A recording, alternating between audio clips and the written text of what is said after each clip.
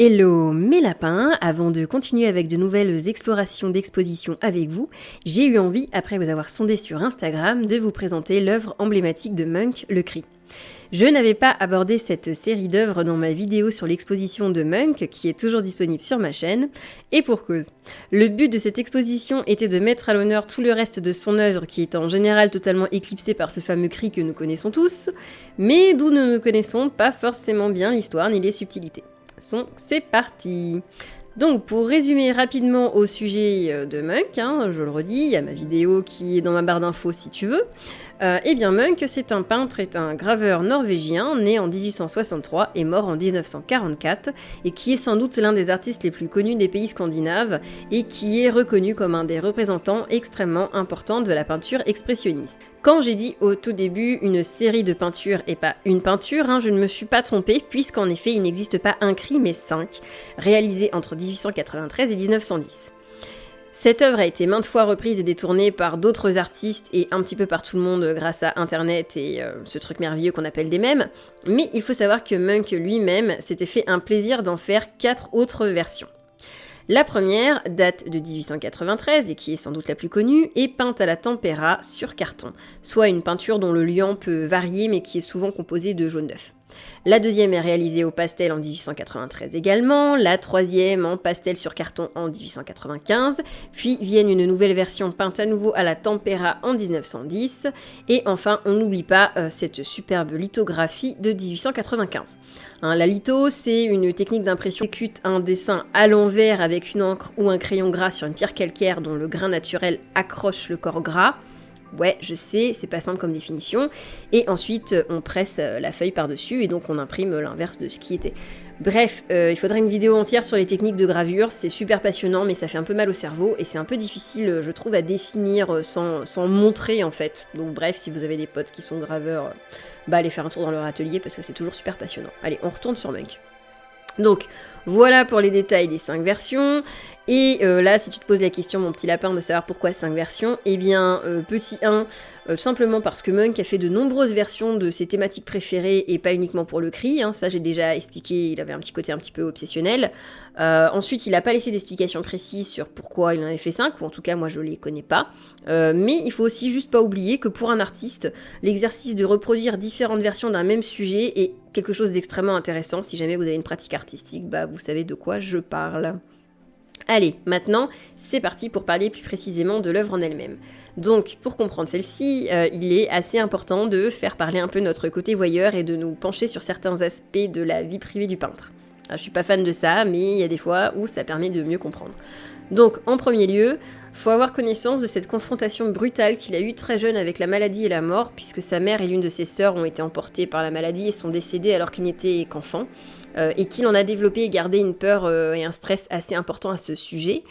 Il était d'ailleurs lui-même de faible constitution et il a été régulièrement en proie à la dépression due à ce traumatisme et à cette peur de mourir aussi. C'est une peur qui est assez commune d'ailleurs. Ensuite, on peut noter aussi que Munch vivra un temps à côté de l'hôpital psychiatrique où l'une de ses sœurs sera internée, donc on est toujours dans cette ambiance joie de vivre à la Munch, et on comprend mieux pourquoi son expressionnisme pictural est composé par cette volonté de symboliser les émotions humaines, notamment celle de l'angoisse et de la douleur face à la maladie, mais aussi face à l'amour et à la mort. D'où ces 5 versions du cri qui font partie de sa Frise de la vie, qui est une série d'œuvres qui forment une allégorie du déroulement de l'existence et de la condition humaine. Donc ce tableau, comme vous le voyez, se compose d'un personnage principal situé sur un pont en premier plan, qui semble occupé à crier tout en se bouchant lui-même les oreilles. Notons aussi les 2 personnages éloignés sur un plan plus lointain, le tout sur un fond de paysage de fjord composé d'un ciel tourbillonnant dans les tons rouges et jaunes, avec pour sujet principal donc ce visage déformé et inquiet, cette bouche grande ouverte émettant ce son que nous ne pouvons qu'imaginer être un son de détresse et qui est inaudible pour nous. Et on continue avec notre côté voyeuriste, puisqu'on va se pencher maintenant sur quelque chose que Munch a écrit lui-même dans son journal en 1892, à propos de ce moment qui est en réalité un moment vécu. Et qui serait donc en fait une représentation d'une réelle crise d'angoisse métaphysique ressentie par lui. Je cite « Je me promenais sur un sentier avec 2 amis, le soleil se couchait, tout d'un coup le ciel devint rouge sang, je m'arrêtais fatigué et m'appuyais sur une clôture. Il y avait du sang et des langues de feu au-dessus du fjord bleu-noir de la ville. Mes amis continuèrent et j'y restais tremblant d'anxiété. Je sentais un cri infini qui passait à travers l'univers et qui déchirait la nature.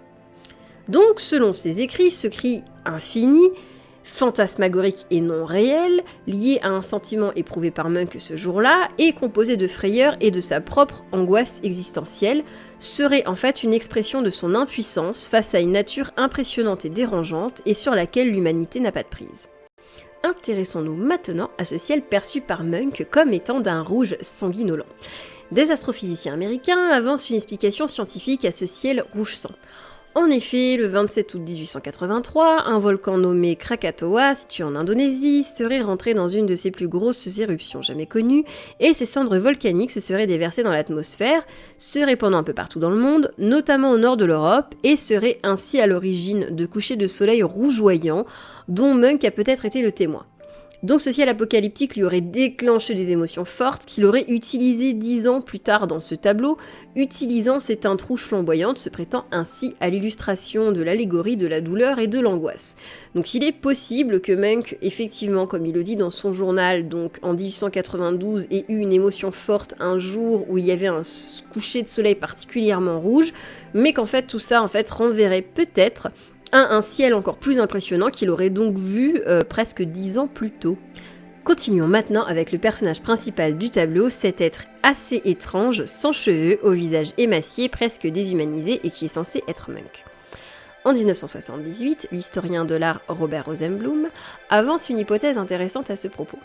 Munch ayant vécu en 1889 à Paris, il aurait eu l'occasion lors de l'exposition universelle de voir des momies du peuple péruvien Chachapoya, je dois le prononcer extrêmement mal, désolé, exposées pendant cet événement. Comme vous le voyez, des similarités sont frappantes. Position, couleur de la peau, traits, absence de chevelure, côté extrêmement sec et émacié, du coup forcément de la momie. Bref, on peut y voir une source d'inspiration. Notons aussi la solitude de cette détresse réellement ressentie par Munch. En effet, ce personnage principal se retrouve seul et isolé sur ce pont, et malgré la beauté stupéfiante et assez flippante du personnage, il est en total bad. Il y a également pourtant la présence de 2 personnes en arrière-plan sur le pont, et en fait, ça ne fait que renforcer ce sentiment de solitude et d'isolement, puisque quand on lit le journal de Munch, on comprend qu'il s'agit de ces 2 amis qui, eux, ont continué leur chemin tranquillement, en le laissant tout seul et isolé, en pleine crise de bad, en fait. Donc voilà. Ça montre bien la solitude de la condition humaine et cette vision extrêmement particulière et pessimiste qu'avait l'artiste globalement de l'existence et de la vie de façon générale. Pour finir avec toi sur une petite information bonus, mon lapin, pour que tu puisses briller en société, enfin surtout que tu aies plaisir à te cultiver et à apprendre des choses, comme je l'ai déjà dit dans Briller à la machine à café, bref on continue. Savais-tu que sur la toile de la première version se trouve une inscription manuscrite dans la partie supérieure gauche qui indique « ne peut avoir été peint que par un fou ». Bon, évidemment c'est écrit en norvégien puisque Munch est norvégien. Bref. Depuis plus de 100 ans, de nombreux spécialistes se sont interrogés sur l'origine de celle-ci.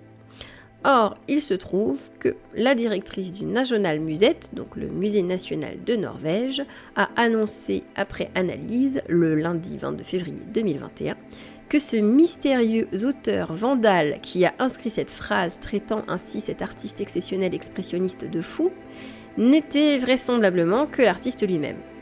Munch, donc, décidément peintre anxieux et artiste de l'angoisse perturbée, qui s'interrogeait lui-même sur sa propre folie et sur la condition humaine.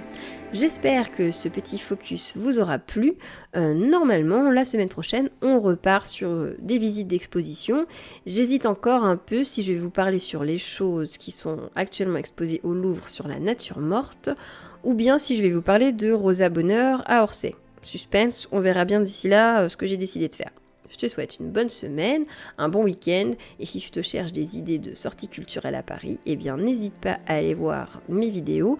N'oublie pas non plus que dimanche, c'est le premier dimanche du mois, et que beaucoup de musées et d'expositions sont gratuites. Bon, allez, je te souhaite une bonne soirée, bisous, et à bientôt mon lapin!